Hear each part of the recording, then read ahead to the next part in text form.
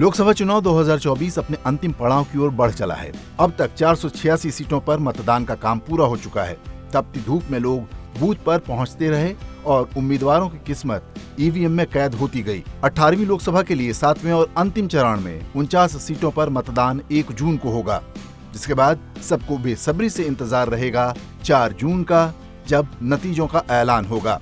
पहले चरण में 19 अप्रैल को 102 सीटों पर वोटिंग हुई, जिसमें 66.14% मतदान हुआ। दूसरे चरण में 26 अप्रैल को 88 सीटों पर वोट डाले गए। इस दौर में 66.71% वोटिंग हुई। तीसरे चरण में 94 सीटों पर 65.16% वोटिंग हुई। चौथे चरण में 96 सीटों पर वोट डाले गए। इस दौर में 69.16% वोटिंग हुई। 49 संसदीय क्षेत्रों के लिए पांचवें चरण में 62.2% मतदान दर्ज किया गया। वहीं छठे चरण में 8 राज्यों और केंद्र शासित प्रदेश की 58 लोकसभा सीटों पर मतदान का आंकड़ा 63.36% पहुंचा। पांचवें चरण में बिहार की 5 सीटों पर 56.76% मतदान हुआ। वहीं इसी चरण में जम्मू कश्मीर की 1 लोकसभा सीट पर 59.10% मतदान दर्ज किया गया। झारखंड की 3 लोकसभा सीट पर 63.21% लोगों ने अपने मताधिकार का इस्तेमाल किया। वहीं लद्दाख की 1 सीट पर 71.82% मतदान हुआ, जबकि पांचवें चरण में महाराष्ट्र की 13 लोकसभा सीटों पर 56.89% मतदान दर्ज किया गया। ओडिशा की 5 सीट पर 73.50% लोगों ने अपने मताधिकार का इस्तेमाल किया। पांचवें चरण में उत्तर प्रदेश की 14 लोकसभा सीट पर 58.02% मतदान हुआ, जबकि पश्चिम बंगाल की 7 लोकसभा सीट पर 78.45% लोगों ने मताधिकार का इस्तेमाल किया। लोकसभा चुनाव के छठे चरण में 63% से ज्यादा मतदान हुआ है। चुनाव आयोग के मुताबिक आंकड़े अनुमानित हैं और इन्हें अभी अपडेट किया जाएगा, जिसके बाद अंतिम मतदान प्रतिशत कुछ बढ़ा हुआ आ सकता है। छठे चरण में 8 राज्यों और केंद्र शासित प्रदेशों की 58 लोकसभा सीटों पर वोट डाले गए। बिहार की 8 लोकसभा सीटों पर 55.24% मतदान हुआ। हरियाणा की सभी 10 लोकसभा सीटों पर 60.4% मतदान दर्ज हुआ। वहीं जम्मू कश्मीर की 1 लोकसभा सीट पर 54.30% लोगों ने अपने मताधिकार का इस्तेमाल किया। झारखंड की 4 लोकसभा सीटों पर 63.76% लोगों ने मताधिकार का इस्तेमाल किया। इस चरण में दिल्ली की सभी 7 सीटों पर मतदान संपन्न हो गया, जहां 57.67% लोगों ने अपने मताधिकार का इस्तेमाल किया, जबकि ओडिशा की 6 लोकसभा सीट पर 69.56% वोट डाले गए। इस दौर में उत्तर प्रदेश की 14 लोकसभा सीटों पर 54.03% मतदान हुआ। चुनाव आयोग के मुताबिक पश्चिम बंगाल की 8 लोकसभा सीटों पर 79.47% मतदान हुआ है।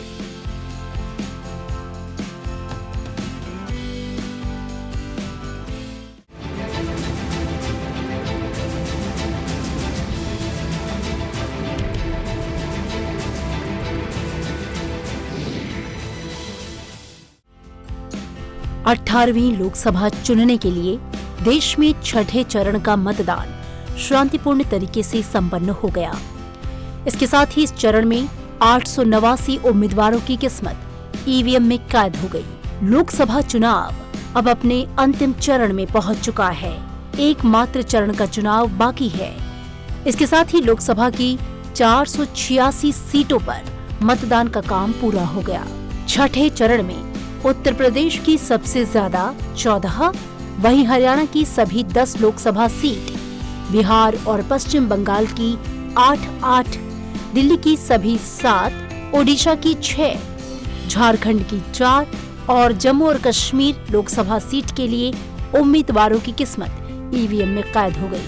मतगणना सभी 7 चरणों की एक साथ यानी कि 4 जून को होगी।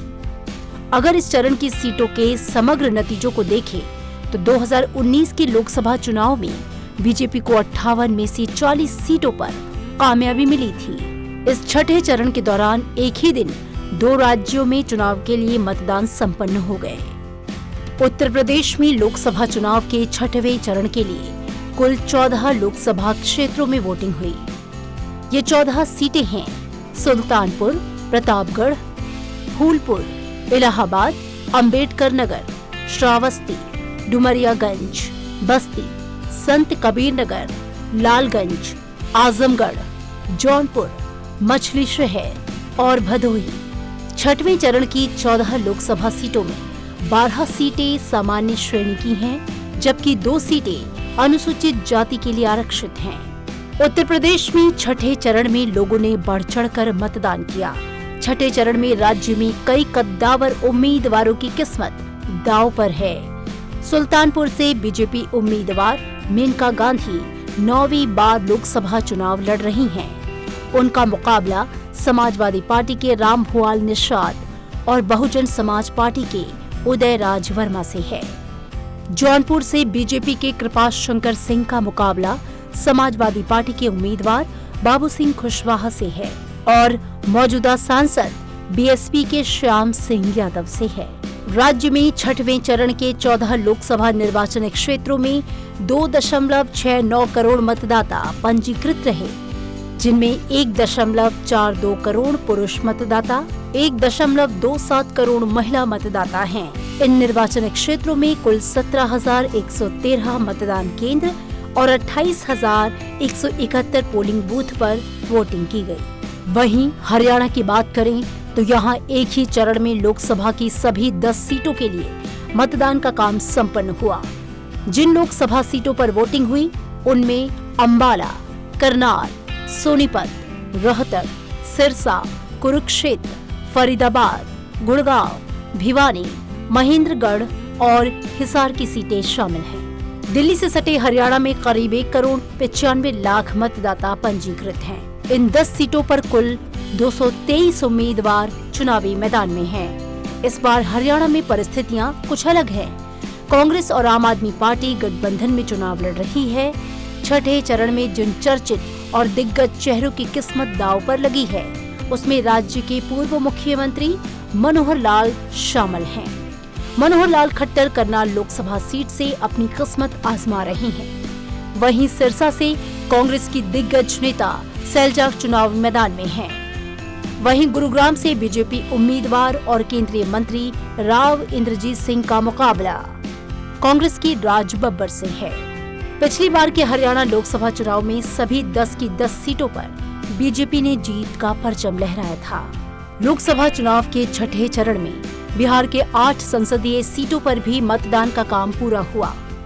छठे चरण में बिहार में वाल्मीकि नगर, पश्चिम चंपारण, पूर्वी चंपारण, शिवहर, वैशाली, गोपालगंज, सिवान और महाराजगंज में मतदान का काम शांतिपूर्ण तरीके से संपन्न हुआ। वाल्मीकि नगर संसदीय सीट से मौजूदा सांसद जेडीयू के सुनील कुमार का मुकाबला आरजेडी के दीपक यादव से है। पश्चिम चंपारण की बेतिया लोकसभा सीट पर 3 बार के सांसद संजय जायसवाल बीजेपी के टिकट से चुनावी मैदान में हैं। उनका मुकाबला कांग्रेस के मदन मोहन तिवारी से है। पूर्वी चंपारण संसदीय सीट पर दिग्गज राधा मोहन सिंह चुनावी मैदान में हैं। उन्हें विप के राजेश कुशवाहा टक्कर दे रहे हैं। बिहार के सिवान लोकसभा सीट पर त्रिकोणीय मुकाबला है। एनडीए की तरफ से जेडीयू उम्मीदवार विजय लक्ष्मी उम्मीदवार हैं, तो वहीं दूसरी तरफ आरजेडी के अवध बिहारी चौधरी मैदान में हैं। वहीं पूर्व सांसद शहाबुद्दीन की पत्नी हिना शहाब भी इस सीट से अपनी किस्मत आजमा रही हैं। शिवहर लोकसभा सीट पर भी कांटे की टक्कर है। यहाँ मुख्य मुकाबला पूर्व सांसद आनंद मोहन की पत्नी लवली आनंद का मुकाबला आरजेडी उम्मीदवार रितु जायसवाल से है। खास बात यह है कि इन 8 सीटों पर फिलहाल एनडीए का कब्जा है, जिनमें बीजेपी 4, जेडीयू 3, लोजपा 1 सीट पर काबिज है। इस चरण में बिहार में इन 8 सीटों पर एनडीए को अपनी प्रतिष्ठा बचाने की चुनौती है। पश्चिम बंगाल की भी 8 सीटों पर वोटिंग का काम पूरा हो गया। छठवें चरण में पश्चिम बंगाल की जिन लोकसभा सीटों पर मतदान संपन्न हुआ, उनमें तामलुक, कांथी, घाटल, झाड़ग्राम, मेदिनीपुर, पुरुलिया, बांकुरा और बिष्णुपुर लोकसभा सीट शामिल हैं। कांथी सीट से बीजेपी ने सुवेंदु अधिकारी के भाई सौमेंदु अधिकारी को मैदान में उतारा है। वहीं तमलुक से कलकत्ता हाईकोर्ट के पूर्व न्यायाधीश अभिजीत गंगोपाध्याय टीएमसी के देबांग गशु भट्टाचार्य के खिलाफ बीजेपी के टिकट पर चुनावी मैदान में हैं। 2019 के चुनाव में इन 8 सीटों में से बीजेपी ने 5 और टीएमसी ने 3 सीटें जीती थी। दिल्ली की सभी 7 लोकसभा सीटों पर भी छठे चरण में मतदान का काम संपन्न हुआ। दिल्ली के जिन 7 लोकसभा सीटों पर चुनाव संपन्न हुआ, उनमें चांदनी चौक, उत्तर पूर्वी दिल्ली, नई दिल्ली, उत्तर पश्चिमी दिल्ली और दक्षिणी दिल्ली लोकसभा सीट शामिल है। लोकसभा चुनाव में दिल्ली की लड़ाई रोचक होने जा रही है। दिल्ली में सभी 7 सीटों पर बीजेपी और इंडिया ब्लॉक के बीच सीधा मुकाबला है। ऐसा पहली बार हुआ जब आम आदमी पार्टी और कांग्रेस ने बीजेपी के खिलाफ संयुक्त उम्मीदवार उतारे हैं। आम आदमी पार्टी ने जहां दिल्ली की 4 सीटों पर अपने उम्मीदवार उतारे हैं, तो वहीं कांग्रेस 3 सीटों पर किस्मत आजमा रही है। बीजेपी ने उत्तर पूर्वी दिल्ली से मनोज तिवारी, दक्षिणी दिल्ली से रामवीर सिंह विधूड़ी, नई दिल्ली से बांसुरी स्वराज, पूर्वी दिल्ली से हर्षदीप मल्होत्रा, उत्तर पश्चिमी दिल्ली से योगेंद्र चंदोलिया, चांदनी चौक से प्रवीण खंडेलवाल और पश्चिमी दिल्ली से कमलजीत सहरावत को मैदान में उतारा है। वहीं आम आदमी पार्टी ने पूर्वी दिल्ली सीट से कुलदीप कुमार, पश्चिमी दिल्ली से महाबल मिश्रा, नई दिल्ली से सोमनाथ भारती और दक्षिणी दिल्ली से सही राम पहलवान को मैदान में उतारा है। पूर्वी दिल्ली से कन्हैया कुमार और उत्तर पश्चिमी दिल्ली सीट से उदित राज को मैदान में उतारा है। 2019 के चुनाव में बीजेपी ने मोदी लहर में 7 सीटों पर क्लीन स्वीप किया था। ओडिशा में संबलपुर, क्योंझर, ढेंकनाल, कटक, पुरी और भुवनेश्वर की लोकसभा सीटों पर भी मतदान का काम पूरा हुआ। 1998 तक ओडिशा कांग्रेस का गढ़ रहा है, मगर इसके बाद से कांग्रेस की हालत पतली होती चली गई। 2008 में एनडीए से अलग होने के बाद नवीन पटनायक के नेतृत्व में बीजेडी ने ओडिशा को अपना गढ़ बना लिया। बीजेपी ने चुनाव दर चुनाव अपनी स्थिति मजबूत की। 2019 के लोकसभा चुनाव में बीजेपी ने 8 सीटों पर जीत दर्ज की, जबकि बीजेडी को 8 सीटों पर नुकसान हुआ। झारखंड के गिरिडीह, धनबाद, रांची और जमशेदपुर लोकसभा सीट पर भी इसी चरण में मतदान हुआ। इस दौर में राज्य में हस्तियां अपनी किस्मत आजमा रही हैं। रांची से पूर्व केंद्रीय मंत्री सुबोधकांत सहाय की बेटी और कांग्रेस की प्रत्याशी यशस्विनी सहाय की टक्कर बीजेपी के संजय सेठ से है।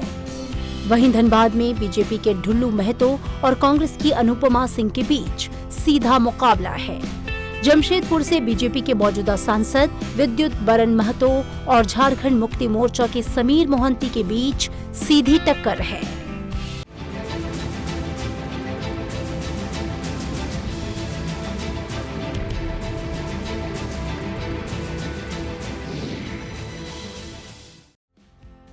देश में लोकसभा चुनाव धीरे धीरे अपने अंतिम चरण की ओर बढ़ रहा है। 7वें चरण के लिए 1 जून को वोट डाले जाएंगे।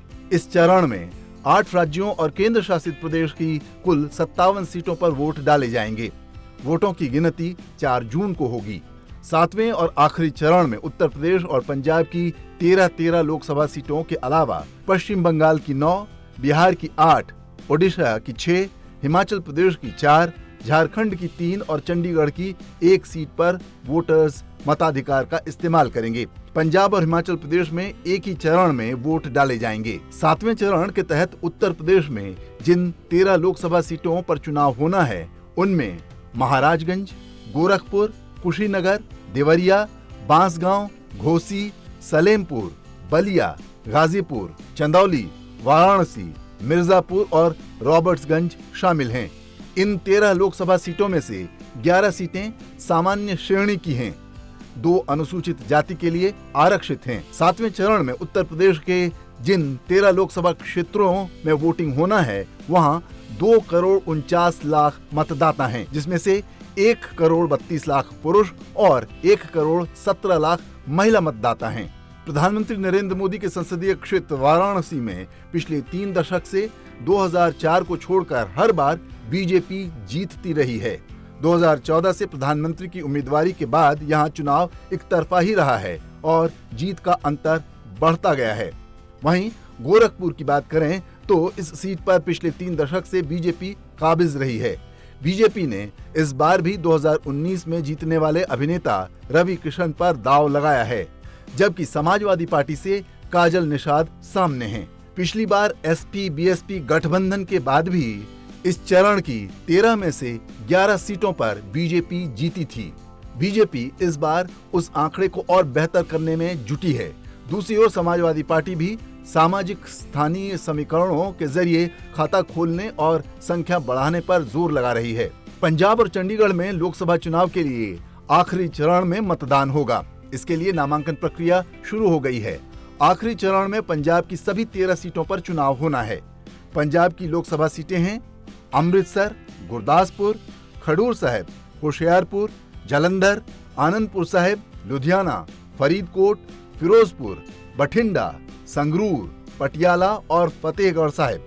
केंद्र शासित चंडीगढ़ सीट पर भी आखिरी चरण यानी 1 जून को मतदान होगा। पंजाब में इस बार का चुनाव कई मायनों में अलग होगा।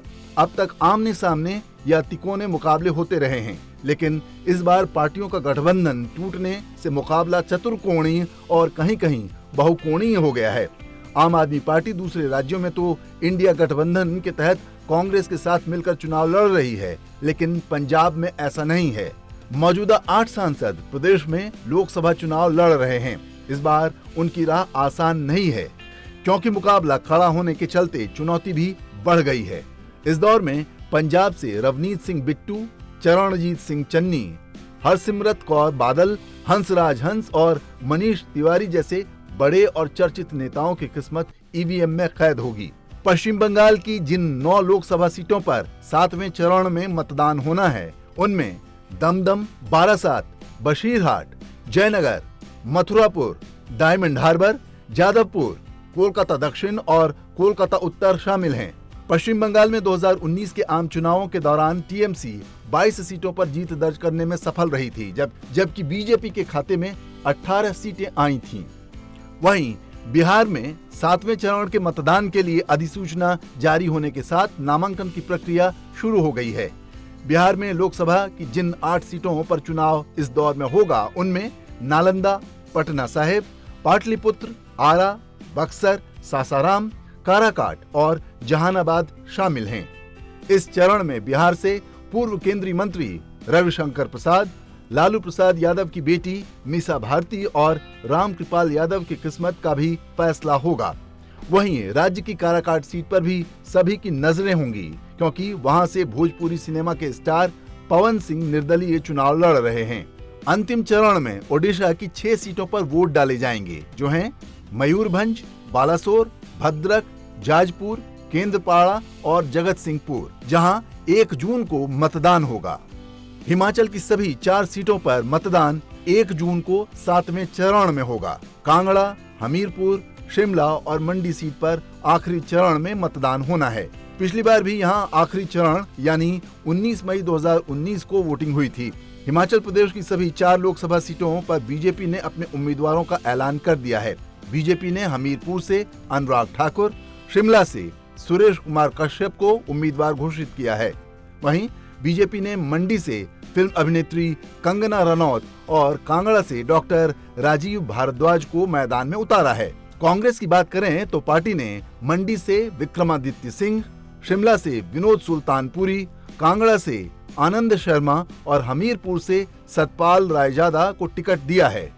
लोकसभा चुनाव के 7वें और अंतिम चरण में झारखंड में 3 सीटों पर होने वाले चुनाव के लिए अधिसूचना जारी कर दी गई है। अधिसूचना जारी होते ही राजमहल, दुमका और गोड्डा संसदीय क्षेत्र में नामांकन की प्रक्रिया शुरू हो गई है। संथाल परगना क्षेत्र में पड़ने वाले राजमहल, दुमका और गोड्डा सीट पर चुनाव राजनीतिक दृष्टि से काफी अहम माना जा रहा है। इन सीटों में 2 सीट एसटी वर्ग के लिए आरक्षित हैं, जबकि गोड्डा सामान्य सीट है।